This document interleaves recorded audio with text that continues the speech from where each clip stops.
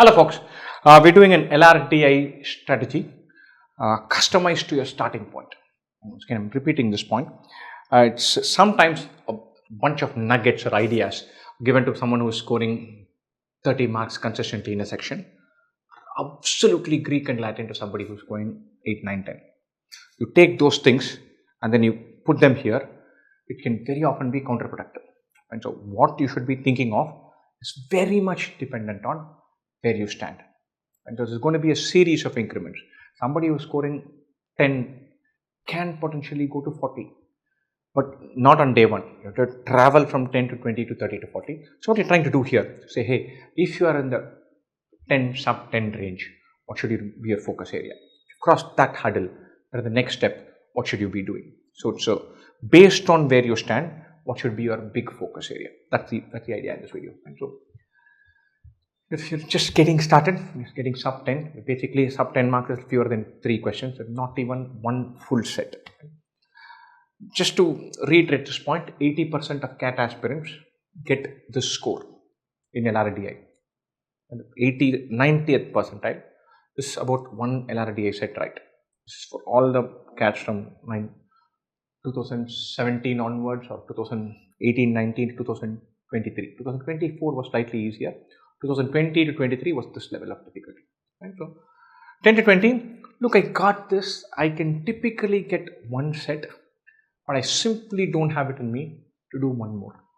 Right? Here, I can do one. Sometimes I easily sneak in two. Here, I get two sets right, but I don't have the gear in me to even aim for more. Right? So what do?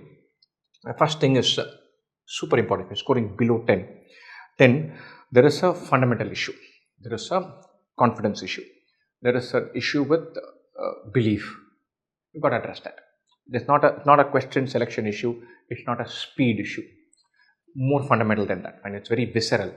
There is a voice in your head that says, "Shayad ek bhi set na ho payega." And it's very. I've had that feeling in a bunch of my other exams, where it isn't about how much you score as much as it is about, can I score something? Will there be something that goes well?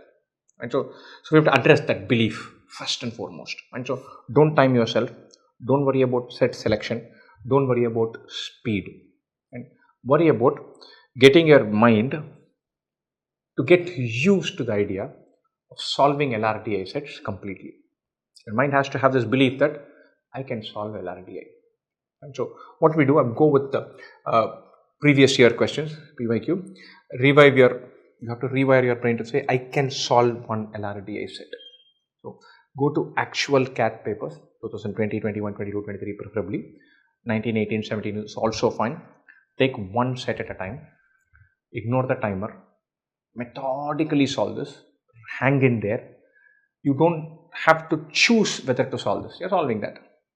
You don't have to do this quickly and try to do one more. You're just doing this. You're not in a mock setting. You want to sit in one LRDI set, solve it completely, agnostic to how much time it takes.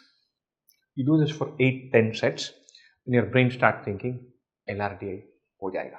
I can do one set. It's very, very important to first build that belief. Actual CAT paper, I've solved 10 sets in a row. If there is 11th one, I can solve it. I can solve LRDI sets. That's the first step. And so it seems very corny for me to be saying this, but the data clearly tells us that upwards of 80% of students take CAT and are not able to get 15 marks in this paper. That is 5 questions right. So 15 marks has been 90th percentile in the last 5 years, leaving out 2024. And so it has definitely been more than 80th percentile. And so it's not unusual for students to have a serious issue with solving one LRDI set. It's a norm, it's a majority, it's an absolute default status is this. First step, we have to correct that. Right? Then you've got a 10 to 20. Then you've got to build on this assurance of, hey, I can do one set. Now there's a layer added to it. You've got to say, look, I can do one LRDI set for sure. But maybe if I choose my best LRDI set first and get it done, then I can give myself a chance of flirting with one more. So my plan is still to get one right, but my plan is to get that one right in 25 minutes, in 30 minutes, so that I give myself an outside chance of seeing one more set. I'm still operating from this home territory of one set right. That's my priority. But I want to give myself a chance of getting one set right and having a look to see if I can get one more right. And so, so you have got to add the skill set of selecting the right puzzle. So what am I good at? Need to get that. How do I pick the first one correct? Then I've got to say, I'm still operating with the idea of getting one right, but this one right is not the end of my objective. I'm going to get one right, but I'm going to get that one right in 30 minutes or 25 minutes, and then give myself a chance. Getting one right to getting one right in 25 minutes is dramatically different. One right in 25 minutes, sitting in that hall, you'll feel like, look, I'm in. I've got 15 marks. One puzzle is right. And I have 15 more minutes. It'll look huge in that exam hall. Not stressful. And then with the confidence of having got 15 marks, you attack one more. You're giving yourself a chance of getting that. Next step, what should we do?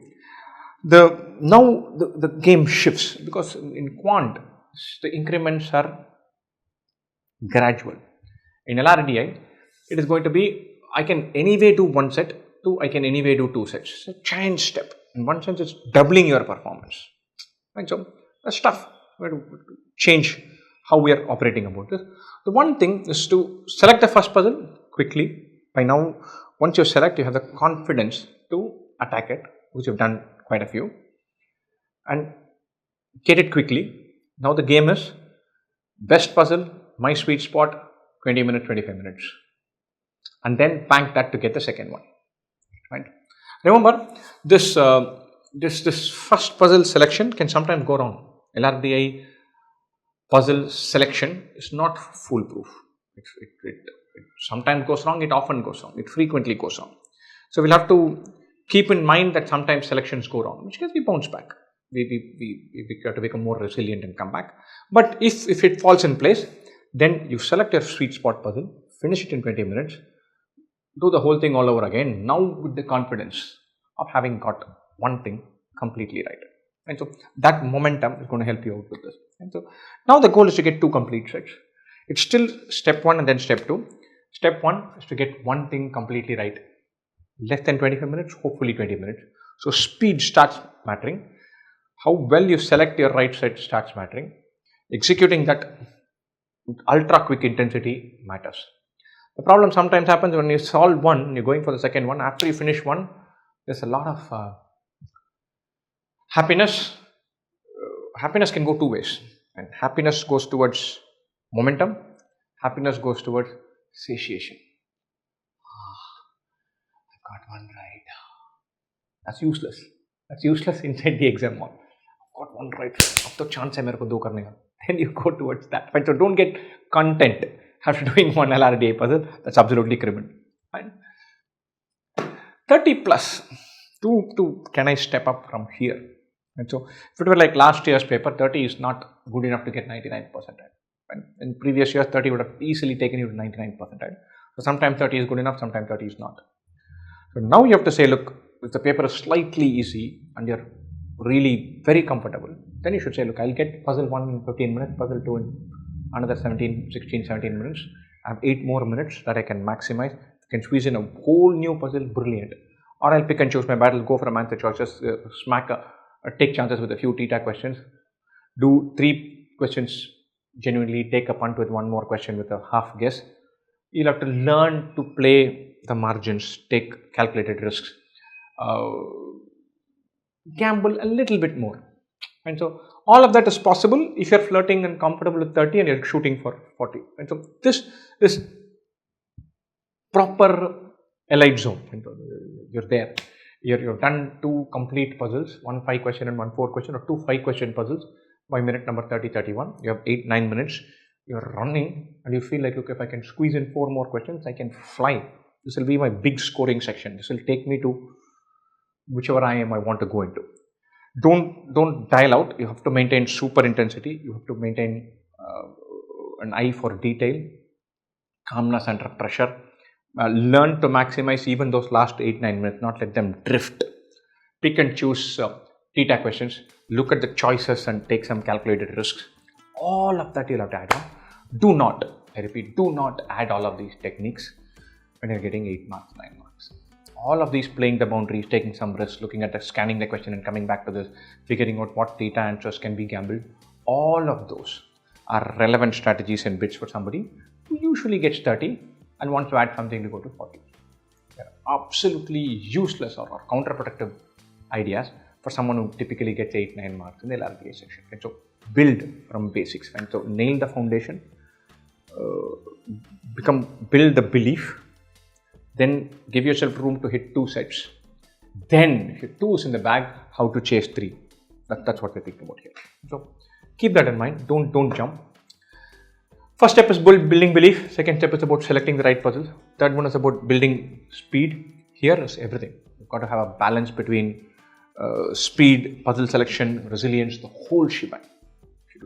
So, possible. Don't worry about puzzle selection before you get belief. Don't worry about speed before you can be confident about one puzzle. Once you're sure about getting 2 puzzles right, then chase everything under the sun. And then everything, all bets are back. Right? First build belief, then add speed and selection. Best wishes.